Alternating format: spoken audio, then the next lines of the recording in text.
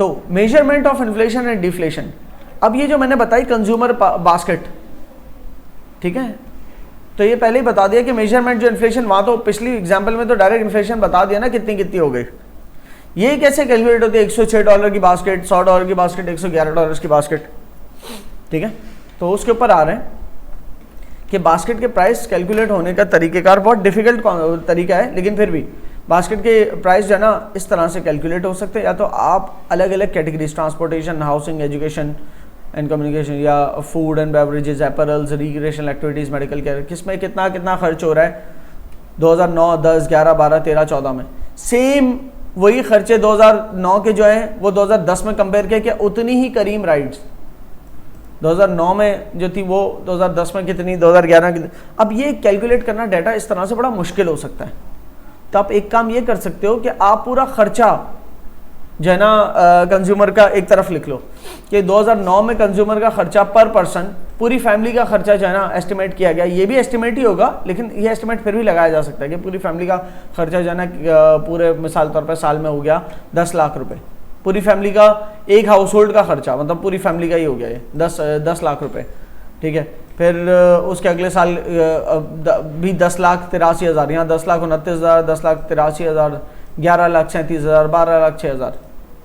उस खर्चे को डिस्ट्रीब्यूट किया कि ट्रांसपोर्टेशन पे कितना हुआ होगा, हाउसिंग पे कितना हुआ होगा, एजुकेशन कम्युनिकेशन पे कितना होगा, सही है, बेस्ड ऑन सम वेटेज। तो आपके पास अलग है, तो वेटेज पहले अटैच कर लिया कि कभी सर्वे कर लिया और सर्वे करके निकाल लिया कभी कि एक कंज्यूमर जो है अपनी टोटल इनकम का कितना परसेंट जो है ट्रांसपोर्टेशन पे, तो वो आपको सर्वे से पता चला 11.8% ट्रांसपोर्टेशन पे खर्च करता है, 26% हाउसिंग पे, एजुकेशन के ऊपर 38%, फूड एंड बेवरेजेस पे 11%, अपैरल्स पे 7.6, इस तरह से करके ये ब्रेकअप निकाल लिया 100% का, ठीक है। जब ये निकाल लिया तो उसके बाद आपको सिर्फ टोटल खर्चे भी पता है ना कि कितने कितने हुए, तो आप ब्रेक कर सकते हो, सही है, इस वेटेज के बेनिस्बत।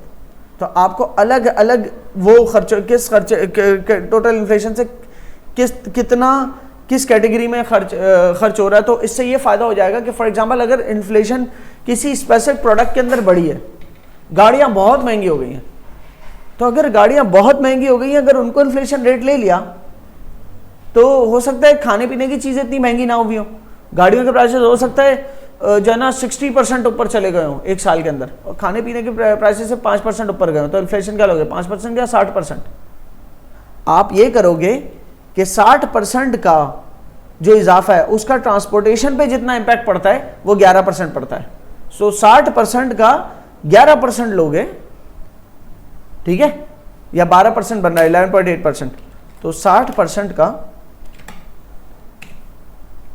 11.8% मतलब 7.08%, तो मतलब उस गाड़ियों का जो खर्चा है, गाड़ियों का जो इजाफा हुआ है, महंगाई हुई है, 60% से प्राइसेस ऊपर गए गाड़ियों के, लेकिन उसका इंपैक्ट हमारी ओवरऑल कंज्यूमर बास्केट का के ऊपर सिर्फ 7.08% है। उसकी वजह है क्योंकि 60% जो प्राइसेस आप गए वो ट्रांसपोर्टेशन के, ट्रांसपोर्टेशन एक कंज्यूमर बास्केट के अंदर सिर्फ 11.8% की वेटेज रखती है, ठीक है, कि इतनी उसकी सिग्निफिकेंस है खाली। तो जिसकी सिग्निफिकेंस सिर्फ 11.8% है, तो उसके 60% प्राइस बढ़े तो 60% का सिर्फ 11.8% ही इन्फ्लेशन का इंपैक्ट जो है रेलेवेंट होगा। लेकिन इन चीज़ों का आपने अलग अलग नहीं निकालना, खाली बता रहा हूँ बैक थॉट क्या है कि थोड़ा बहुत आपको आइडिया हो जाए कि किस तरह से अलग अलग कैटेगरी के एक्सपेंसेस के ऊपर जो अलग अलग चीज़ों पे बहुत बढ़ गए हो ना अगर प्राइसेस भी, तो उसका सिर्फ उतना इंपैक्ट आपकी इन्फ्लेशन पे आता है जितना उसका वेटेज आपकी कंज्यूमर बास्केट में। क्लियर है ये बात? लेकिन हम तो इस तरह से ही चलते हैं पीछे कि एक एक चीज़ का अलग अलग अगर हमें पता हो क्या कंजम्पशन था, ठीक है ना, और उससे टोटल कंजम्पशन निकाला फिर हमने, और टोटल कंजम्पशन के अंदर फ़र्क आते आते हमने उस बेसिस के ऊपर CPI बनाया, consumer price index. Consumer price index पे आते हैं कि मेनली आपकी जो इन्फ्लेशन कैलकुलेट होती है ना जिस मेथड से, वो कहलाता है CPI से, consumer price index. Consumer price index ही वो मेथड है जो बताए कंज्यूमर बास्केट लो, कंज्यूमर बास्केट क्रिएट करो एक, ठीक है, उस कंज्यूमर बास्केट के अंदर गुड्स सर्विसेज और जो तमाम गुड्स एंड सर्विसेज डाल दो, ठीक है, और उनकी वेटेज भी साथ अटैच कर दो कि कितना कितना वेटेज है इसका। बहरहाल वेटेज वाली बात में ज़्यादा कंफ्यूज नहीं करना चाहूँगा अभी, सही है, इसको सिंपल रखने के लिए वेटेज वाली बात भूल ही जाओ, अभी आप पढ़ते हुए समझ जाओ जो वो काफ़ी होगा आपके लिए। बहरहाल कंज्यूमर बास्केट के कैलकुलेट कर लिया किस कैटेगरी में कितना खर्चा होता है हाउस होल्ड का पूरे साल का। तो एक साल की जब कंज्यूमर बास्केट की प्राइस निकाली, जैसे कि $100 निकाली थी, दूसरे साल की प्राइस कंज्यूमर बास्केट की $106 निकली, तीसरे साल $111 निकली। तो अब ये तो इत्तेफाक से 100 की सीरीज में चल रहे हैं ना, तो कंज्यूमर बास्केट के ये कंज्यूमर बास्केट के प्राइस है, इसके जरिए निकलेगा कंज्यूमर प्राइस इंडेक्स। तो $100 जो बेस ईयर है उसका कंज्यूमर प्राइस इंडेक्स 100 ही होता है। फिर उस बेस ईयर, ये बेस ईयर है मिसाल के तौर पर, लेट्स सपोज 2010 हमारा बेस ईयर है, जैसे हमारी एग्जांपल में पीछे 2011 जो है उसको कंपेयर करते हैं। तो 2011 $106, एक्चुअली 2020 कर दो उसको, इतना पुरानी तुम रिलेट नहीं कर पाओगे मिसाल से, 2020 कर दो, 2021, ठीक है। तो 2020 में ये था कंज्यूमर प्राइस इंडेक्स, 2021 में 106 हो गया, 2022 में 111 हो गया। अब ये देख के तो आप, क्योंकि वो 100 की सीरीज में चल रहे हैं ना बास्केट प्राइस, तो इतना इजीली है निकालना। लेकिन अगर ये इस तरह से होते प्राइसेस कि 2020 के अंदर $108,000, वही बास्केट जो है ना 2021 के अंदर मिसाल 125,000, ठीक है ना। तो अब क्या किस तरह से निकलता, बात असल यहाँ पर है 136,000। तो CPI निकालने का तरीक़ेकार ये होता है, बेस ईयर जो है उसको 100 देते हैं, ठीक है। अगला साल जो है और पिछले साल, बेस ईयर की मस्बत अगले साल में कितना फ़र्क आया है, 17,000 का, 17,000 से प्राइसेस ऊपर चले गए ना, 1,08,000 से 1,25,000 तक चले गए। डिवाइड बाय बेस क्या है, 1,08,000 मल्टीप्लाइड बाय 100। तो ये जो आएगा उसको, जो भी आएगा उसको ऐड कर देंगे हम 100 में, 100 प्लस दिस, ठीक है। 17,000 डिवाइड बाई 108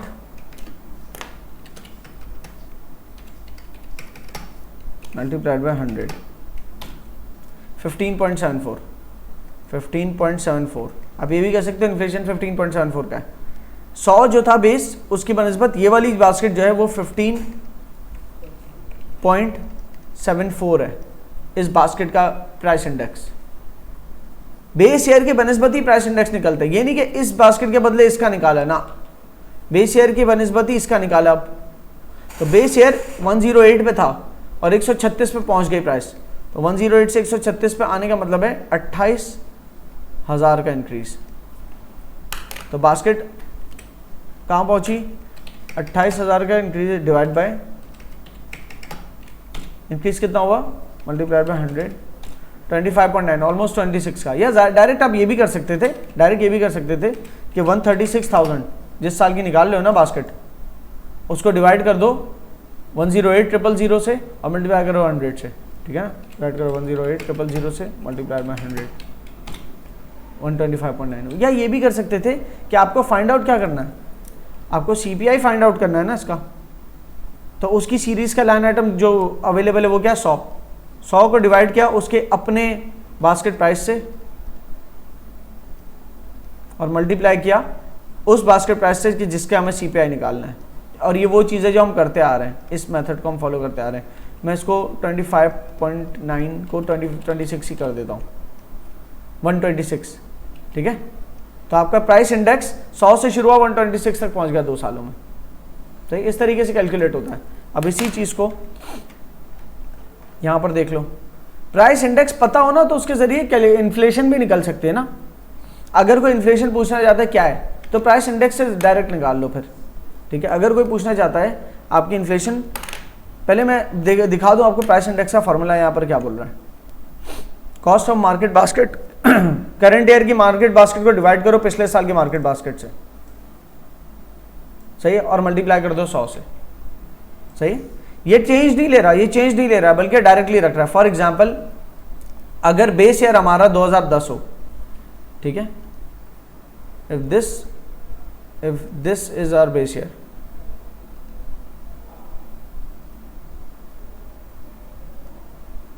ठीक है, तो इसकी मार्केट प्राइस जो भी है ना कंज्यूमर बास्केट की प्राइस, वो हमारी बेस बनेगी। बेस क्या बनी, 1083600, ये बेस बन गई। अब इसके ऊपर जो भी साल रख के मल्टीप्लाई बाय 100 करेंगे ना, उस साल का CPI निकल आएगा। 2009 की मार्केट बास्केट रखो। अच्छा ऐसा भी होता है बेस ईयर से पिछले साल को भी बेस ईयर से कंपेयर किया जा सकता है कि बेस ईयर से पिछला साल बेस ईयर की बनस्बत कैसा था। तो एक देखो यहां पर क्या किया 129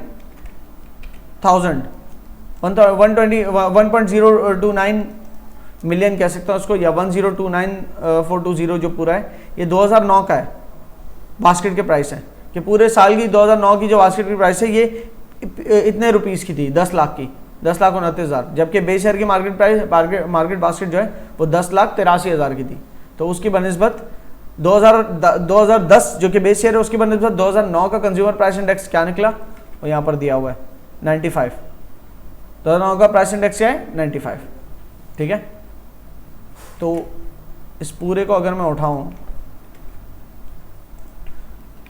यहाँ पर पेस्ट करके दिखाऊं तो आप हर जगह फॉर्मूला यही अप्लाई होता हुआ देखोगे कि basket price of current year जिस साल की निकालनी है divide by basket of base year, ठीक है, मल्टीप्लाइड बाय 100। 2009 की निकालनी है तो 2009 की बास्केट प्राइस को ऊपर रखा, बेस ईयर से डिवाइड किया, मल्टीप्लाइड 195 बाई। 2011 की निकालनी है, 2010 की बनस्बत 2010 की निकालने की कोई तुक नहीं बनती, क्योंकि 2010 बेस ईयर है उसका CPI 100 ही होगा, ठीक है। 2010 का 100 है, उसकी बनस्बत 2010 की बनस्बत 2010 को बेस रखते हुए 2009 को देखा तो 95 आ रहा है, 2010 को बेस रखते हुए 2011 का देखा तो 105 आ रहा है, 2012 को 2010 की बनस्बत देखा तो 111 आ रहा है, ठीक है ना। और 2013 भी चाहो तो निकाल सकते हैं, दिया हुआ नहीं है कैलकुलेशन में। तो 1278410 डिवाइड बाय 1083600 मल्टीप्लाइड बाय 100, तो हमारे पास 2013 की भी निकल आएगी। 1278410 डिवाइड बाय 1083600 मल्टीप्लाइड बाय 100, 117.9 118 के करीब ये कंज्यूमर बास्केट है। अब आपको इन्फ्लेशन कैलकुलेट, ये CPI, ये कंज्यूमर बास्केट नहीं, sorry CPI consumer price index है। अब इससे आपको इन्फ्लेशन कैलकुलेट करना हो ना तो आसान है, आप चाहो तो बेस ईयर से इन्फ्लेशन कैलकुलेट करके हर साल का उसको नंबर ऑफ ईयर्स में एवरेज आउट कर सकते हो। मसलन कि 2013 का इन्फ्लेशन देखा, 2013 की वो कंज्यूमर CPI कितना है 118, 2013 का CPI है माइनस 2010 का CPI कर दो 100 माइनस तो 18 जो ऊपर आ रहा है, लेकिन वो 3 साल से ताल्लुक रखता है 11, 12, 13, तो उसको डिवाइड कर दोगे 3 से, तो ऑन एवरेज इन्फ्लेशन आप कह रहे हो 6% है हर साल। हालांकि किसी साल से 5% था, किसी साल 5.3% के करीब कुछ हुआ, फिर किसी साल कुछ ज़्यादा परसेंट, लेकिन एवरेज 6% बन रहा है। या तो आप ऐसे कर सकते हो कि बेस ईयर से कंपेयर कर लो और एवरेज आउट कर लो। अगला साल तो बहुत ईजी होता है ना, बेस ईयर से अगला साल जो है वो तो 5% है, ठीक है ना, क्योंकि 100 से सिर्फ 5 ऊपर है। अच्छा, दूसरी चीज ये कि आपके लिए ज्यादा रेलेवेंट ये होता है कि अगर इन्फ्लेशन कैलकुलेट करनी है किसी स्पेसिफिक ईयर की, सिर्फ 2013 में कितना इन्फ्लेशन हुआ है, तो उस स्पेसिफिक ईयर को उसके गुज़श्ता साल से कंपेयर करोगे, तो फिर उस केस में आप ये करोगे 2012 को बेस बनाओगे, 2012 का CPI नीचे रखा, ठीक है। 2012 के CPI से कितने पॉइंट्स ऊपर गया, 118 तक गया, ठीक है ना, 7 पॉइंट्स ऊपर, तो 7 डिवाइड बाय 111 मल्टीप्लाई 100 कर दोगे तो परसेंटेज आ जाएगी सिर्फ 2012 से 13 में जो इन्फ्लेशन हुआ, 2013 में जो इन्फ्लेशन हुआ, राइट। ये बेसिक मैथ है, कोई इसमें कोई हाथी घोड़े नहीं है ज्यादा। 6.3% इन्फ्लेशन है, ठीक है, 6.3% इन्फ्लेशन है। हालांकि कहने को 7 का इंक्रीज है, लेकिन 118 पर पहुंचा है, 111 बेस थी, 111 बेस बना के अगर 7 को इंक्रीज करोगे तो वो 7 डिवाइड बाय 111 जो है वो 7% आंसर कहीं से भी नहीं आने वाला, 6.3% है, ठीक है। तो किसी स्पेसिफिक ईयर का निकालना है तो उसी ईयर के जो जितना ऊपर गया ना CPI, उसको डिवाइड कर दो पिछले ईयर के CPI से, मल्टीप्लाई 100 कर दो, तो एक स्पेसिफिक ईयर का आपका निकल सकता है, ठीक है।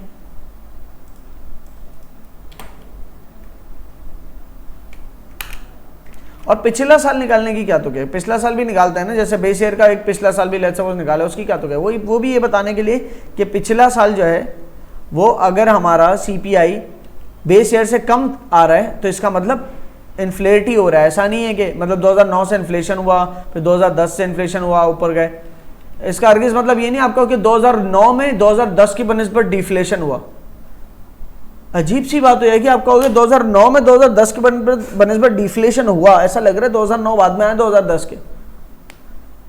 ऐसा नहीं बोल सकते, नहीं ऐसा बोल सकते कि 2010 की बनस्बत 2009 में डिफ्लेशन हुआ था। किसी फ्यूचर में आने वाली चीज के बेस पे कोई पिछले साल कैसे प्राइसेस गिर सकते हैं? आप तब भी यही कहोगे 2009 की बनस्बत जो बेस ईयर है उसमें इन्फ्लेशन हुआ, फिर बेस ईयर के बाद 2011 में तो बेस ईयर की बनस्बत इन्फ्लेशन हुआ, 2012 में। लेकिन ये सिर्फ इन्फ्लेशन बताना मकसद नहीं है, यहाँ पर एक और चीज़ भी मकसद है साथ। यहाँ पर 5% इन्फ्लेशन है, क्योंकि 105 में एक साल का निकालूँ अगर मैं, तो 105 पे गया 100 से, तो 5 को डिवाइड करो उसके गुज़िश्ता साल से, मल्टीप्लाइड बाय 100, तो क्या आंसर है? 5%। ये इन्फ्लेशन है, ठीक है। 2011 के अंदर 5% इन्फ्लेशन हुआ, ठीक है। 2012 के अंदर इन्फ्लेशन कितना है? 2011 से 12 में गए तो कितना हुआ? 6 का इंक्रीज हुआ, लेकिन बेस क्या है? 105। यस, तो 6 डिवाइड बाय 105 मल्टीप्लाइड बाय 100, तो यहां पर आंसर मुख्तलिफ आएगा, 5.7%, ठीक है।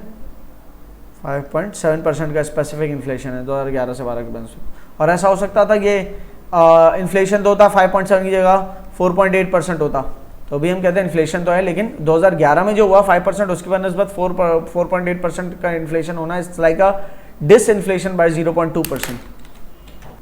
यहाँ तक आपने पकड़ लिया सारी बात, ठीक है। इसको आप रीड आउट करेंगे, you will get to know everything over here. पढ़ते पढ़ते समझ जाओगे, बनाए इस तरह से नोट्स।